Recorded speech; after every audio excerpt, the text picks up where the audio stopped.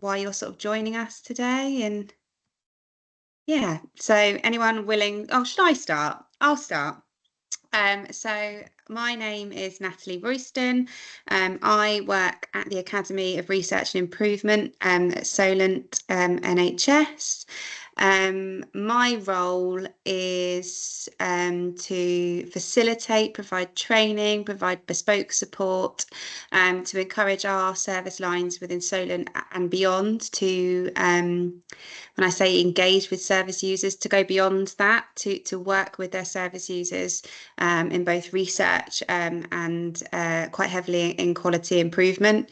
So we do that through training, workshops, face-to-face training, but also, like I say, bespoke support as well for our service lines as well, because we find a lot of people are sold on the idea. They see the value in working with people, so we don't have to do a huge amount of convincing in that respect. But for some of our team, some of our staff, they don't really know where to start, or they're facing some sort of bureaucratic issues, funding issues. So we kind of provide that sort of that ear and that support to kind of help facilitate that, and to sort of give people the confidence and empower them to do that.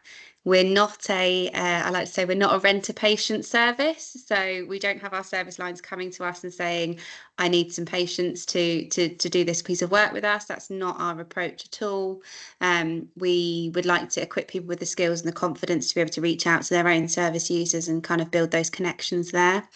We do, however, have our side-by-side network. So they are a wonderful group of service users, carers who work alongside the Academy in all that we do, to hold us to account, to question us, to support us. They co-produce training with us.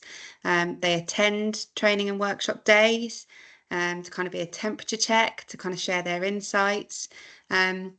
And we do feel quite firmly that we need to practice what we preach. And that's been really, really useful, because for us, in order to share authentic advice and insights as to what it's like to work with members of the public and how we go about that, we believe we need to be able to be doing that ourselves, so that when we come across any barriers or challenges, we've got real life experience to be able to offer, and suggestions of kind of how to get around any sort of challenges or barriers they face. So that's me.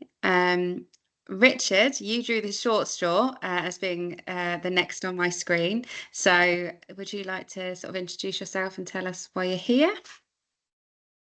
Yeah, sure. So my name is Richie Morton. I am an involvement lead in our improvement service in the trust I work in, which is a mental health trust, South London Wolseley in London.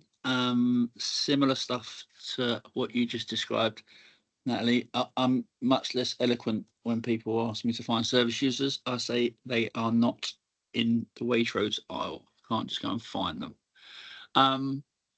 So yeah, just similar stuff really, finding ways and means to ensure at least there is the voice of the service user in the room of improvements, right through to trying to get people to co-produce with service users. And I just come to anything that is involvement titled, labelled, and saw this come up, and I thought it'd be a good way of coming along to have a listen. Amazing, thank you. Now, somebody said their camera and their microphone wasn't working. So if that's you, I apologise. But the next I can see is Joyce. Hi, yeah, my microphone unfortunately is working for you guys. Hello. Been a really good couple of days. So my name's Joyce Baskerville. I work at Bedford, Luton and Milton Keynes ICB. I'm new to the quality improvement team, and I'm just starting my kind of quality improvement learning journey. I'm starting my coaching training in October. So it's all excitement, and I'm really just here to try and learn as much as I can from as many people as I can as quickly as possible. Excellent, Joyce. We chose a good time to I join. did really good, really good Very time. convenient. Excellent. Alison. Hi, I'm Alison Walker. I work at Rotherham Foundation Trust in Patient Safety. I was led on the introduction of the Patient Safety Incident Response Framework for the Trust, and I'm just keen to see how we can improve kind of the patient involvement side of things. Thank you, Alison. Robert. Hi there. Yeah, I'm Rob from James Paget Hospital over in Norfolk. I work in the clinical effectiveness department, mainly working with clinical audit and NICE guidance, implementation and things like that. Just listening in out of interest, really, because patient involvement is something that's spoken about a lot in clinical audit, but we're kind of quite far away from implementing ourselves. So it's good to hear how it's sort of done in other areas such as QI. So that's my main interest today. Thank you, Rob. Emily. Hiya, my camera's not working for some reason, but I think hopefully you can hear me. Yeah, I'm Emily Clayton. I'm one of the peer support leads in Devon Partnership Trust. And in my bit of the trust, we also do a lot of expert by experience of paid involvement stuff. And I do a day a week with the research team as well. So I'm just really interested in anything around involving people and how can do it better, really. So thank you. Amazing. Thank you, Emily. Sounds like you've got your fingers in lots of different pies or pots or whatever you want to say, but it sounds really interesting. Walter. Hello, good afternoon. My name is Walter Da Silva. I'm a QI facilitator and I work for Sussex Community. Together with Anita, we were part of the first coaching cohort that happened with NHS Select, which was really brilliant. So yeah, and I'm here to see how can we get the people's involvement in projects, because in our trust, we just started implement something about the ladder of participation. So I think that would be brilliant to hear today. Thank you. Thank you. And Kerry, was it Kerry that said the microphone wasn't? I'm just thinking process of elimination. Yeah, perfect. Thank you, Kerry. Excellent. So obviously these QI cafes that we're running are very short, so they're very brief. They can be very much led by you guys. I've got some things to share. But I think one of the most powerful things that we can get from these QI cafes is actually the connections and kind of linking up and having a bit of a network there. Because it sounds like although our circumstances, our trusts and things are slightly different, we have different ways of doing things. It's always great to kind of have different people's sort of views, insights and experiences on the call. So thank you all for joining us today. So I'm going to attempt to share some slides. This isn't a really prescribed session. I don't want to sit here talking at you. If you've got any specific questions or things that pop into your head, I used to be a primary school teacher and I can't bear it when people put their hands up now. I'm very much a unmute and interrupt me kind of girl, if you kind of want to ask anything in particular. And I will also give our contact details as well, recognising we can't cover a huge amount in this time. But as I said to Rich earlier on in the call, that we are really keen to link up with other people, and we can always arrange sort of further Teams calls to kind of get to know each other and find out what you do and share some insights and things. So I will make a start. So hopefully you can see my screen. So for some of you, this might be a little bit of sucking eggs situation, because it sounds like some of you are doing some amazing work already. Some of you are sort of newer to the sort of participation element and the involvement stuff. So, you know, it's great that we've got fresh eyes, but also some insights as well. So when Anita and I were sort of talking about this session and thinking about what we could kind of share in such a short space of time, I thought about really what my 5 top tips would be. So if I was just, I don't know, stuck in a lift with somebody and I had 5 minutes where I could just share my top tips for involvement, what would those be? So my first one, and I think this applies to QI, to improvement, but also to sort of any sort of involvement work, is really having that clear aim of what it is you're trying to achieve. And by a clear aim, I mean losing the acronyms, losing the jargon, talking in human speak from one human to another. What is it you're looking to do? The reason we think that is so important is because we have a tendency in the NHS to use acronyms, to use jargon. And also, I think because we are so familiar with our roles, so familiar with the vocabulary, so familiar with what we do, that sometimes we forget that that might not be clear to somebody else, particularly somebody who's not sort of many sort of clinical background and doesn't have that experience. But also having that sort of clear aim, something a bit snappy, something that you can that rolls off the tongue, means that the people that you're approaching will have that sort of better understanding of what it is you're trying to do. And at that point, they can say, yeah, that sounds really interesting, desperate to be involved. Or they might turn around and say, I hear what you're saying, but that's not for me. Top tip number 2 is to be open about the ask. So I think from our feedback from our side-by-side members, it's very much been, we would like to know what's involved in that. How much time am I going to need to commit to this? Is this going to be sort of a weekly thing that you're looking to do? How is that going to work? But alongside that, we try and recommend people be flexible in your approach. I have an anecdote, and I think it riles me up a little bit more because of of my job and what I do. But my local GP surgery were looking to start their participation group again after COVID. They sent out this text, they sent out a letter to say, we're really keen to have sort of patient perspective and involvement in what we do. So we're going to be meeting at 2:00 on a Tuesday afternoon at our local community centre. I could see the logic in it because the community centre is next to the practice, but immediately, by being so rigid in what they were wanting, how they were wanting people to be involved, they actually dismissed a good amount of our population. 2:00 could be school run time. You could have young children at home with you. You might not be able to sort of access the community centre very well. So immediately they've kind of cut off a section of the population who actually could have really good insights to share. So I know it's not always easy, but having some flexibility and actually asking people, how can we make this work for you? Are you able to access sort of virtual platforms like Teams? Would you prefer face-to-face?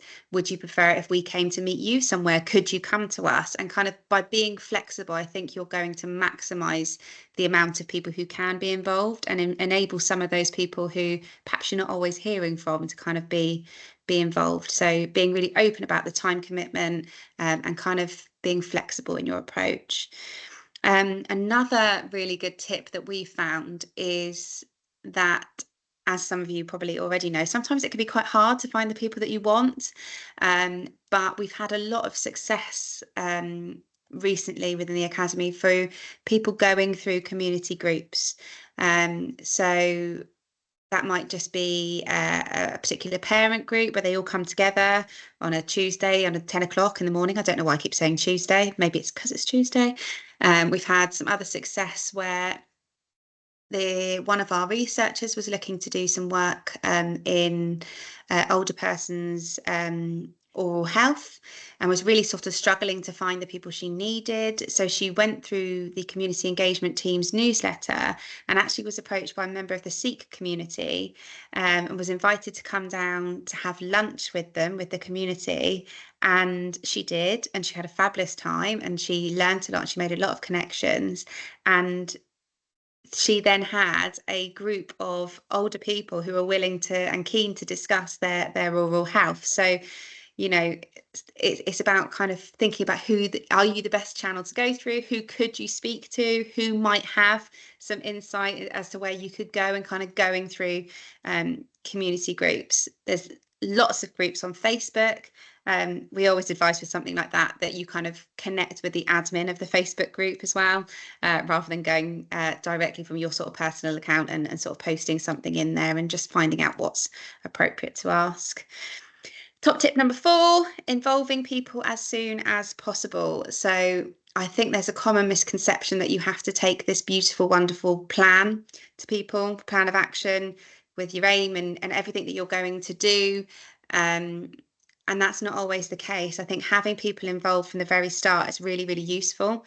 Can save you a lot of time because you might be heading in a direction that is not what's needed, not what your patients want, not what they need. And then you're essentially wasting all that time because all that pre-work that you've done might have gone to waste if it's not what they need. So we know it's not always possible, not always easy, but involving people as soon as you can, whether that be one person, 2 people, 3 people, is great. You can always build on that momentum later on. And another consideration, and this is one that's come up quite a lot in conversations and seems to be quite topical at the moment in some of the sessions I've been on. I don't know, Rich, for you, maybe the case, is that shared power, really considering the power dynamic. Who are you all walking in with your lanyards on and your titles? Are you dressed very formally? Are you sat on one side of the table while somebody else is sat on the other side of the table? Are all the meets arranged for your schedule? So just taking a minute to think about the power dynamic in the room and whether people truly feel that they have shared power and they have that permission, encouragement, empowerment to share their thoughts.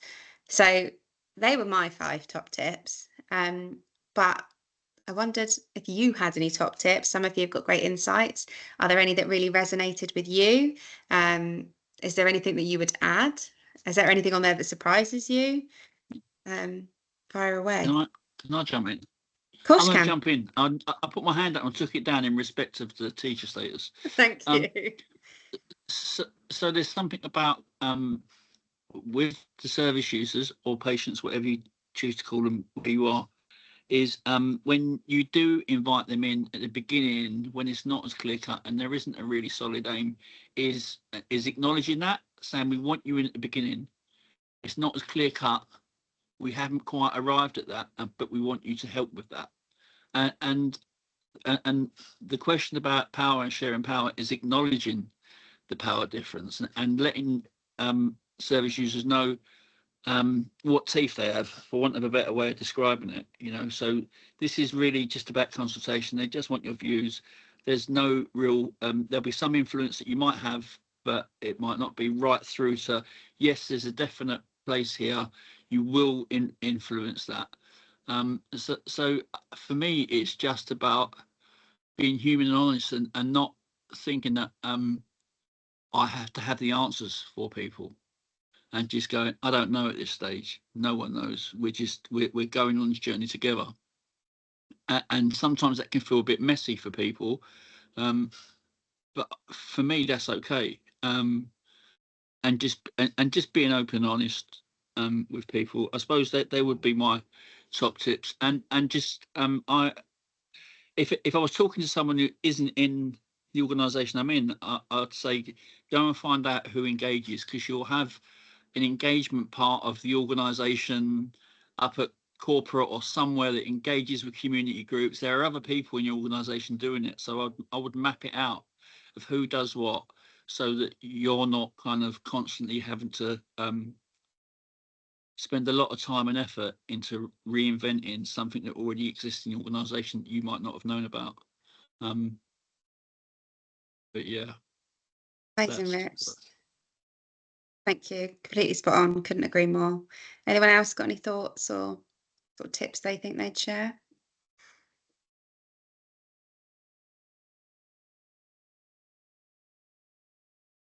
I can't see anybody, so I'm assuming we're ready to move on. Okay. And then another question that comes up quite a lot for us is kind of how we reach those people. How do we reach the people we need? How do we find them? So this list is not exhaustive. It's not full. It was just a few different ways that you can kind of reach out to people. So like I said before, social media is huge. But again, making sure that we're going through trust channels and sort of authentic routes, rather than sort of disclosing our own personal sort of information. There's a lot to be said for like your professional relationships, exactly like Rich. Who do you already know? Who's already within that network? Who do you have connections with? Who's done similar work before? Starting from where you're currently at, really, and who's around you. The next one's kind of, I feel like, underestimated sometimes, but informal conversations. If you're a clinician, as you're walking your patient back out to the waiting room, you know, actually just having a chat, posing a question to them, nothing too loaded, and just kind of using them as a bit of sort of temperature check. We're looking at doing this. How was that for you today? And just kind of getting those informal sort of insights. Waiting rooms, as you know, in the NHS, we do an awful lot of waiting. Can't always be helped, but you know, utilize those waiting rooms, see if there's somebody that can go out and have a chat with people while they're waiting, have sort of posters and flyers up in the waiting room, something to sort of catch people's eye and let them know what you're trying to do. Writing to former service users, so people who've perhaps been through the whole pathway, to share their insights. You can do that. They're not obliged to commit themselves, but you know, there might be specific, especially if you know, in community care where you're sort of seeing people quite regularly, there might be people that spring to mind that you think, gosh, Joan would be fabulous in this space. I'm going to reach out and see if they can help. Again, community groups and charities. For anyone, even if you're Solent or beyond, you know, we are happy to help. You can contact us anytime. Within Solent, we also have our own community engagement team. I know that won't necessarily be relevant to some of you because you're coming from such different areas of the country, but like I said at the very beginning, we're really, really keen to kind of make connections with people that are doing similar sorts of things, because exactly like Rich pointed out, sometimes we reinvent the wheel unnecessarily, and we could save ourselves an awful lot of work if we just started talking to people about what we're doing or what we're trying to do and kind of capturing people's insights. And my little nugget there of just thinking about where. It's not just about how you're connecting with people, it's where you're doing that. You know, we can't always expect people to come to us. Sometimes we need to put ourselves out there in the community. One of our community engagement team, Ophelia, wonderful lady, actually did some amazing work, and she went to it was in Southampton, and she connected with people from ethnic minority backgrounds, particularly a group of Black gentlemen, and they were playing a basketball game. They had a basketball club that they went to every week, and she went along, trainers on, and she made that connection and started having conversations with them in a space that felt comfortable for them. So that would kind of be my insights. We do, sorry, Anita, is that you? Sorry, Natalie, there's just a question that's come in to the chat from Kerry, and she's asked, is it permitted to contact former service users? I'm always a bit wary of GDPR and accessing patient details to ask for feedback. I've got a point about that. So what we've tried to do is we've got a thing in our trust called consent for contact for research, and we're trying to get one for involvement through, so that people sign up to that option, so that they're not contacted or we solicit information and it's unwelcome, because quite a lot of people living through a mental health trust want to forget all about us and move on with their lives. So what we want to do is have something like that, so that there's a permission given to be contacted, maybe within a set time, within 6 months. After that, leave me alone, sort of thing. But I don't know if anyone else has done anything like that. I'd be really interested in that. Before? I don't think I had an answer for you there. I just got another question. No, and I think it can be done, and obviously I can't speak for every single trust and every single service line, and I can only speak about what I know of and some of the experiences that we've sort of had. But I also think the people who have been through the pathway from start to finish are the people that have the insights to share. Yeah. I was talking to one of our side-by-side members this morning, and I won't go into the detail of it, but she had a pretty awful experience, not through our trust, and actually she had to reach out to the trust, to reach out to the service to offer her feedback. She wasn't approached for that, and I think that's where it's wrong. And thankfully she's empowered enough and she knows that actually she has something to share, but I just think there must be a huge amount of people who have walked away having had fantastic service or not such a nice experience with insights to share, and we're not capturing them. So I think it's worth checking with your sort of individual trust policies and things, but I know it has been done before, because you're not signing people up for things. They can opt in to let them know what's going on, and not make them feel obligated to take part, but kind of to make them aware of what you're doing, can be really sort of powerful. My slides have just skipped through. Something else I just wanted to share. So on our Academy website, we have a range of participation tools, resources. We don't take ownership of them all. Some of them are not created by us. Some of them are created by us. And some of our sort of patients have worked with us to kind of develop these things. But we do have a lot of resources and tools that may be able to help you. On the Academy website, we've got things from involvement in recruitment through to payment and reimbursement. This particular tool is from generated from something from NHS England, which is the 10 steps to working with patients, people in the community. And essentially it's an editable PDF document with a range of questions that could prompt your thinking if you're looking to involve people. So it sort of starts from the where you're at now, understanding where you're at, who's going to be affected by any change that's coming into place, who you're not hearing from, then sort of moving on to how are you going to go about contacting people, engaging with people, how you're going to capture that information, and then how you're going to analyse that data and information you've got. And the most important one is feeding that back. How are you going to feed that back to the people that have contributed to the change or to the work that you're doing? But again, in this amount of time, I couldn't share every single resource we've got there, but I did want to signpost you to that. And if you have any specific questions about any of the tools, please do get in touch with us, really, and we can kind of work through it together.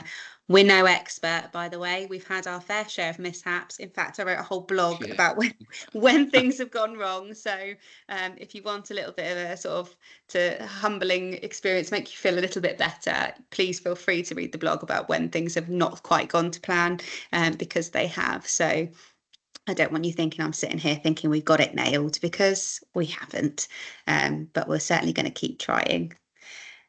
And here is our contact email that will come through specifically to the participation department.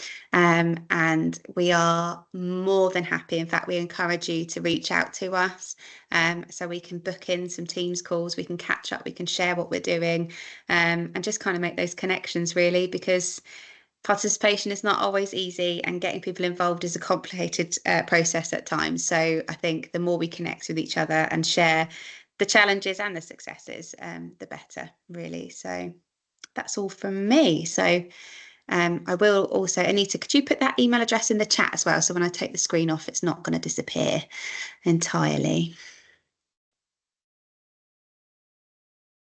Thank you. Anybody got any? Oh, sorry, it's me again. Oh, so when the feedback to service users we use like a poster format, you said we did, but I think it's also important to add, if not, why not, unknown. You said you wanted the pink room, we painted it blue, and the reason we couldn't paint it pink because we couldn't get pink paint. Whatever it is, explain. And there are also like national networks. There's the Experience of Care team that connects service user groups for a couple of people, Christina Serrao and others. So that there are national networks, a bit like the PSA, Patient Safety Partners networks. So there are national networks that you can get your service users or patients to try and join. I've taken your email and everything. I will contact. Thank you. And yeah, I just encourage anybody else to reach out. If you want me to drop you an email, then feel free to put your email address in the chat, and I'll drop you an email and we can link up. Has anybody got any questions or anything they want to ask before we head off? Natalie, Walter, Go you on, go. Walter. No, You sorry. go. It's just one question. Is for Anita. Anita, does the slides of the QI week you said yesterday was going to be on the website? Yeah, so we're recording the sessions purely so that we can add them to the flipbook agenda that we've got. Right. I can look at adding the slides as well if that would help. Yeah, That's fine. Just because yesterday you've mentioned, so I wasn't sure if I got right, if it was the recording or the slides that was going to be on there. So That's the fine. recording, but actually the recording, you'll have the slides anyway. But Walter, if you do want them separately, just let me know. You've got my contact details. You know where to but find her. yeah, I can't hide from anyone. What I was just going to say quickly as well, and this might be of interest to Alison, working with PSEF, is that we one of the QI initiatives we had, the team actually approached someone who'd written a complaint, but actually was coming up with, things would have been better if. And so actually they approached that person and worked with them to develop a better system. And they're actually one of our side-by-side members now. So actually, if you've got people that do make a complaint, obviously, if you've got someone who's just, and this was wrong and that was wrong, you're never going to make things better. They're not the right person at that time to support you, but there'll be a lot of patients and parents and carers that will want to get involved. So again, if there's like an incident that happens in an area and you're looking at it from a PSEF point of view, look at the language that people are using when they're talking to you, and would they be someone that would want to engage with you as well? So actually you've got a whole rich amount of good people with loads of different skills wanting to make things better, and yeah, we've had some good results with that, haven't we, Natalie? Yeah, massively. We always say those that feel passionately enough to complain and say what's wrong are actually sometimes the best starting point, because at least they've got the passion and the drive there to make things better for somebody else. So yeah, some of our most positive stories have come from not so positive reviews, shall we say. So thank you. Wow, it's sorry to keep you go slightly longer. It is 4 minutes past 4 now, so I will let you go. But I hope you enjoy the rest of QI week. Hopefully I will get to speak to some more of you soon. And thank